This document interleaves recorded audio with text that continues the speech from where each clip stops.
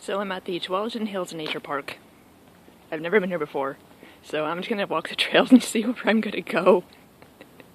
And there's a sign up here, hold on.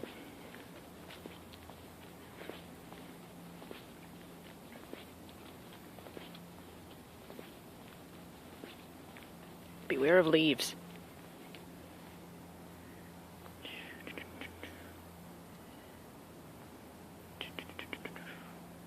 And it says there's poison oak and poison ivy on here.